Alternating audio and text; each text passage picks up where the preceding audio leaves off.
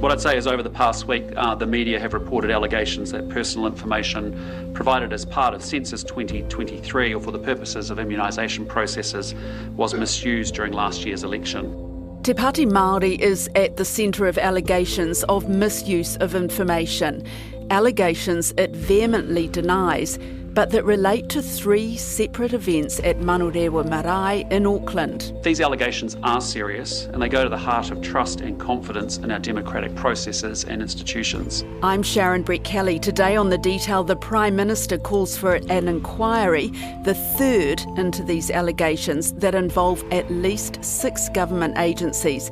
Allegations which also call into question those agencies' response. I've also asked the inquiry to examine agencies' management of actual or perceived conflicts of interest. If the allegations are true, the way data could be so easily shared between organisations through people wearing multiple hats would be of great concern. Andrea Vance is the National Affairs Editor for the Post and Sunday Star Times. She uncovered the story. Before we get into it, because it is so complicated and it kind of melts your head a little bit, I kind of just want to cut through all the noise and just say from the off that at the heart of this story are allegations that private information that was collected on behalf of the state for the census and for a vaccination program was then used for another purpose. So that's the essential elements of it. And if that happened, then that's extremely serious. And it's just really something that we can't treat lightly because it ultimately will undermine trust in the institutions of government if it's proved to have happened. Manurewa Marae is a really good place to start because the allegations all stem from that marae in South Auckland. At the time when all this is alleged to have happened, the marae's chief executive was Takutai Tarsh Kemp, and she's now a Te Pāti Māori MP. So she stood down from that job as chief executive when she was elected to the Tamaki Makaurau seat in October at the election. So if you remember back then, that was kind of a bit of an upset, a surprise, because she beat Penny Hanare, who was the Labour incumbent MP. Has taken Tamaki Makaurau by a whisker, and it is a whisker, just a 4-vote majority. And there was a recount because of that. So the marae, it was at the forefront of Auckland's vaccination rollout, and it was one of the very first sites to offer immunisation, so it was really important in that programme. Staff at Manurewa Marae have dished out more than 43,000 vaccines. They have been leaders in the rollout, focused on the most vulnerable, the most at risk. And then last year, it was part of a Whanaora commissioning agency drive to promote the census. She's been promoting the census since March, organising pop-up community events, offering kai and koha. Chief Executive Takutai Moana Natasha Kemp says an intergenerational mistrust of authority puts some people off. But the marae is a safe place. And that was a partnership with Statistics New Zealand, Stats New Zealand, the official data agency. Now, Whanaora's chief executive is John Tamahiri. He's a former Labour MP, very familiar to many people. And he's also president now of Te Pāti Māori. So after that census drive, the marae then became a polling booth. So you could go and vote there at the general election last year.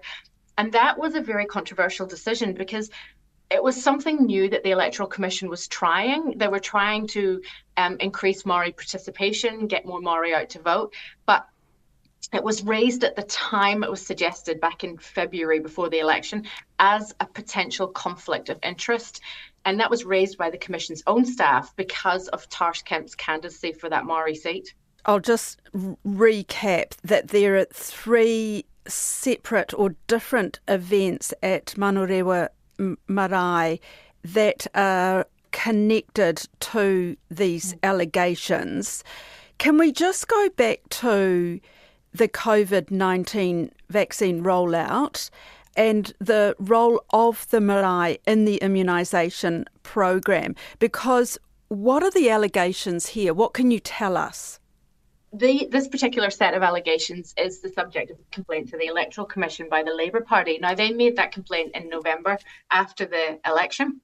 Here's Chris Hipkins. There are a legitimate role for marae to play in vaccination. You know, I think marae doing vaccination is a good thing.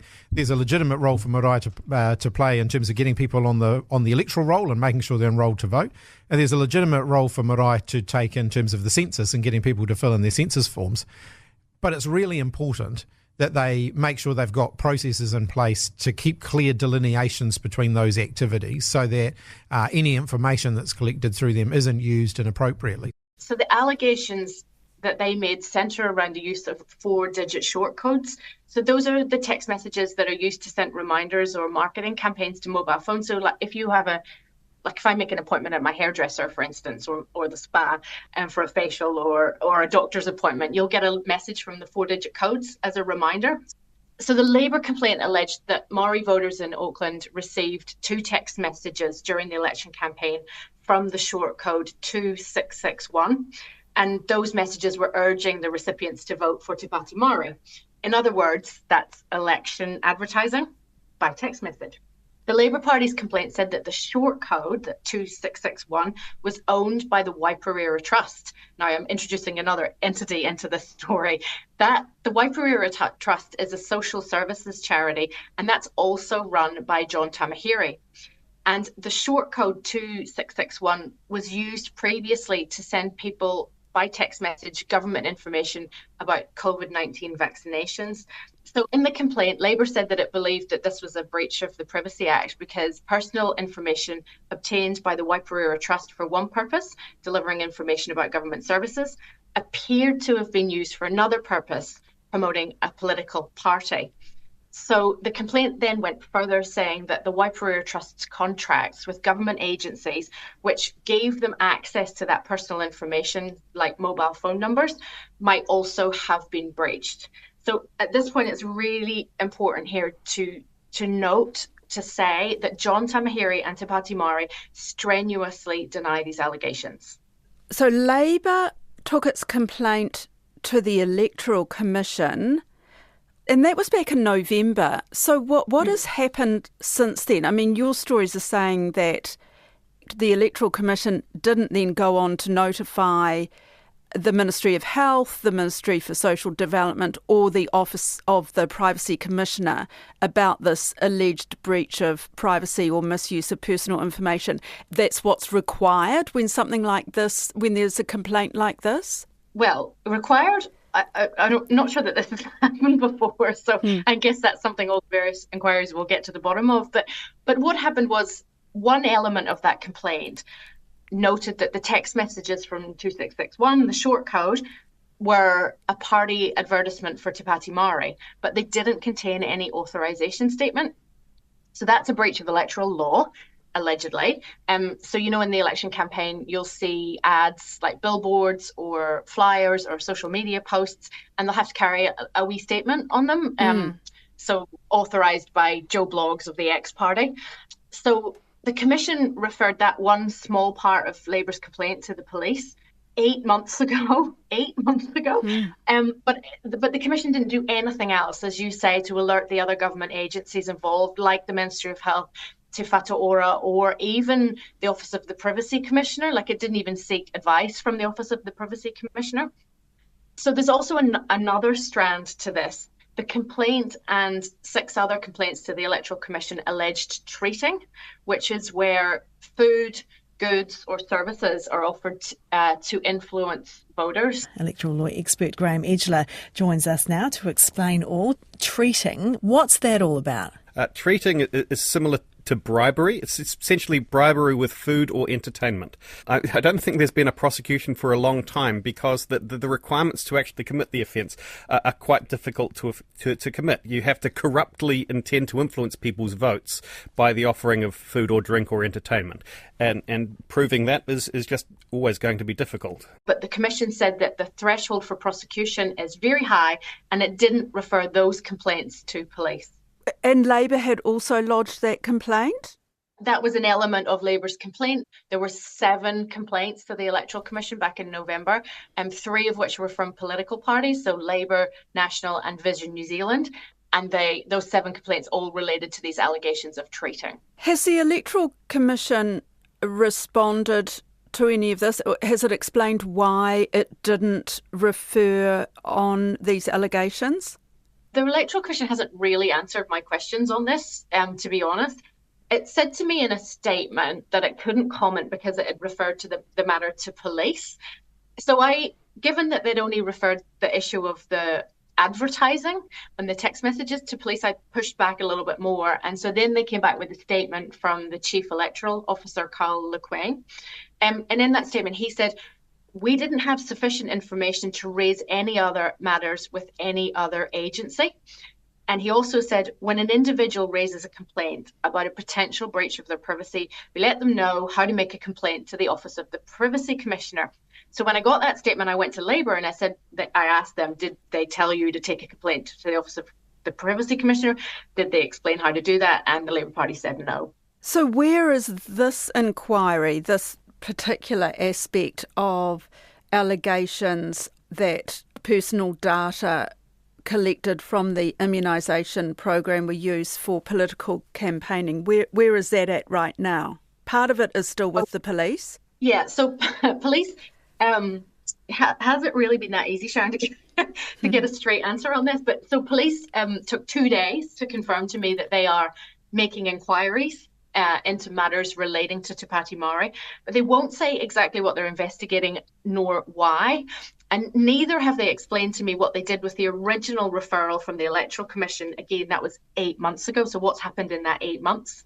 The Ministry of Health said that Health New Zealand, Te Whatu Ora, they manage the sharing of data with the Whānau Ora Commissioning Agency. And the Ministry of Health itself, they would cooperate with any investigation if their cooperation was needed. So then at Te Whatu Ora, Margie Appa, who's the chief executive there, she said that the agency is seeking assurances from the providers involved, seek assurance that they've complied with their obligations around the privacy of individuals. And Te Whatu Ora said also that it takes the privacy of health data very seriously. Right, so that's where that's at. So kind of nowhere. But Andrea, let's move on to the next aspect of this that also involves Manurewa Marae, but a separate event, and that is that Stats NZ is investigating claims that private information collected by the marae during the census, which took place early to mid last year, was used by Te Pāti Māori. So this is a completely separate allegation about misuse of data?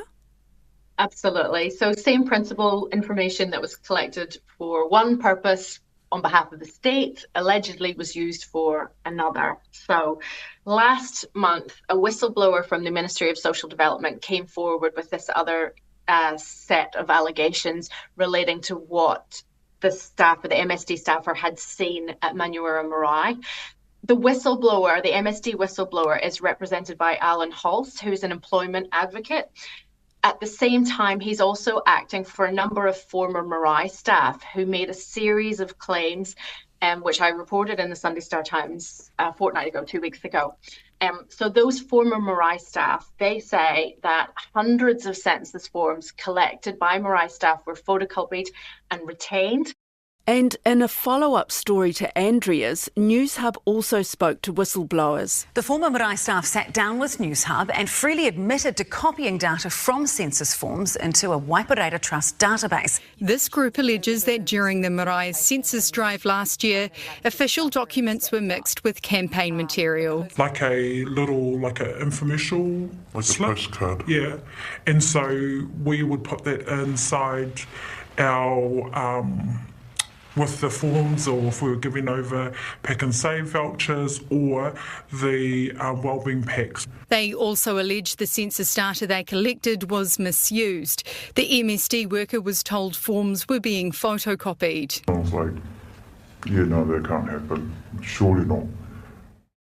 So what happened was the census information that was collected by the Marae staff, they brought them back to the Marae, and so the allegation is that hundreds of them were photocopied and retained by the Marae, but as well as that, the information was copied and loaded into a database which was retained by the Marae.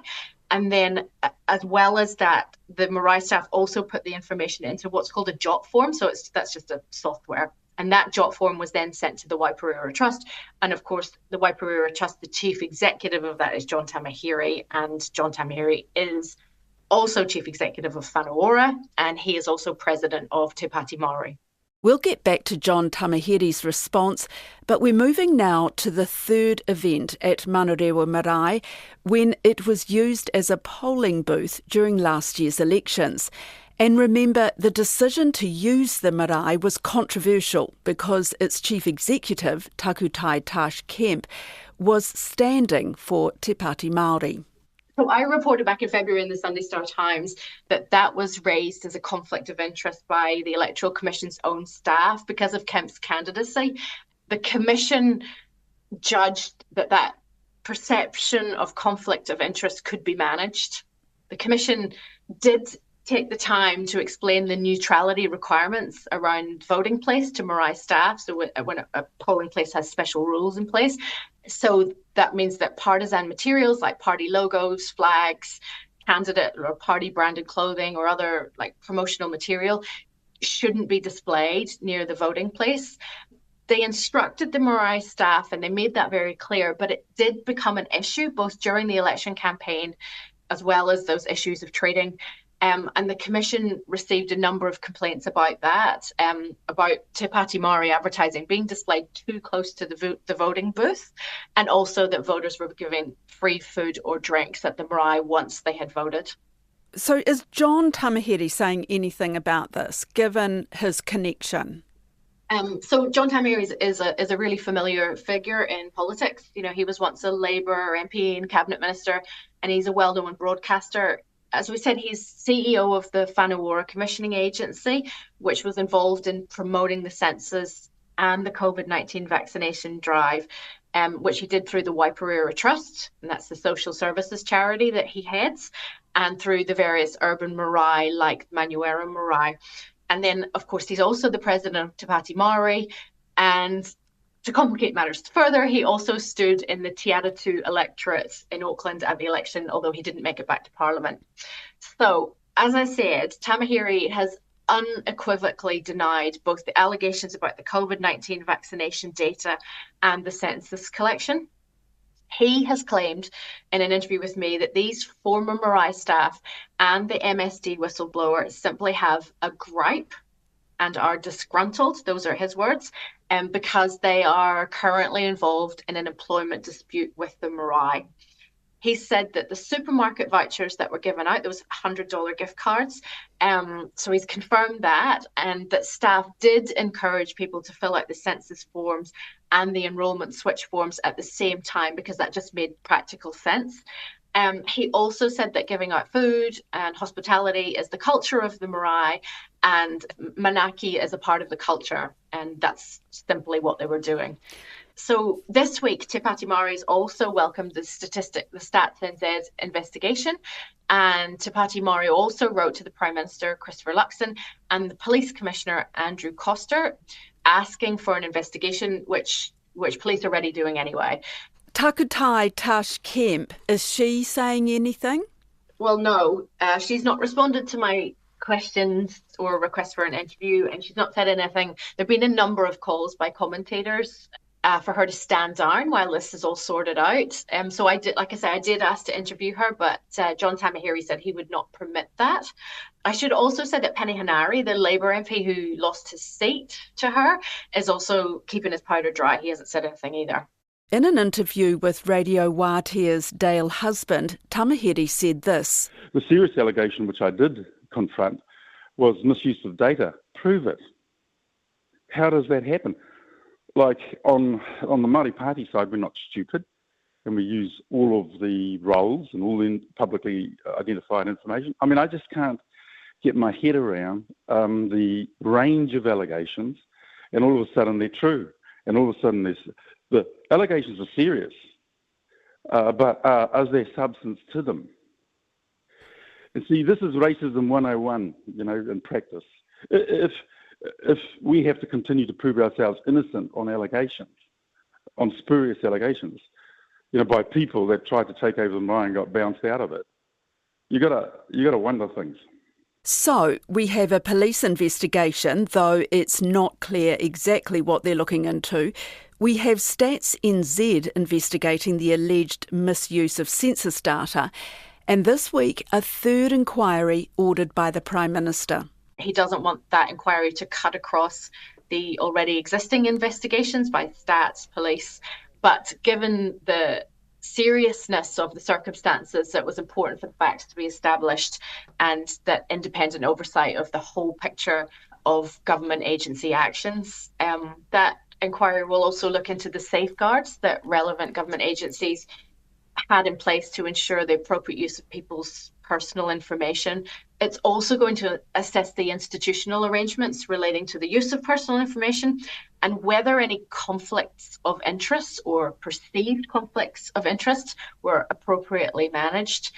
So that review or inquiry is going to cover the role and actions of Statistics New Zealand, Ministry of Health, Te Whatu Health New Zealand, Te Puni Kaukuri, Oranga Tamariki, the Ministry of Social Development, and then any other public service agency that the Public Service Commissioner deems as relevant. Has the Prime Minister taken a while to respond to this? I think bearing in mind that Christopher Luxon was out of the country last week in Fiji and Niue, like these are important things, serious things, and I guess they had to be discussed at Cabinet, and obviously Cabinet met on Monday. And also we've got to take into consideration that this is another political party at the centre of these allegations, and then again some of these allegations were made by another political party, Labour. So it's like, as I say, it's very political and it has to be treated sensitively. The government has to be really careful not to be seen to be using these circumstances and these allegations as a way to discredit a political rival. And don't forget that Te Pāti Māori have been really critical of the government, especially around the budget, very recently. The former Minister, Peter Dunn, he's saying that these allegations, like you say, need to be handled very sensitively. This has got to be handled with a degree of sensitivity. If there's wrongdoing, it needs to be found out and held to account. But it's got to be done in a way that doesn't look like we're sort of, again, the coloniser is victimising the tangata whenua. As I say, it's very political, and this is, although the marae staff and the whistleblower aren't political, there are other political parties involved now.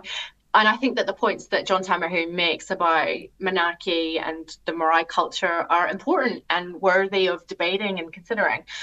But I just would also make the point that these marae staff that have come forward I can say that they're all from Maori and Pacifica communities, and they have come forward and spoken out about this and taken these allegations to another level because they felt uncomfortable with what they were being asked to do. They felt that it was wrong and that it was exploitative, and that's their words, exploitative of the Maori community that they worked in. So we also need to consider and respect that point of view as well. What are the likely outcomes of these inquiries, Andrea? I think obviously it's going to take some time to unravel all this. I think Stats NZ have said that they'll come back by the end of July with their review.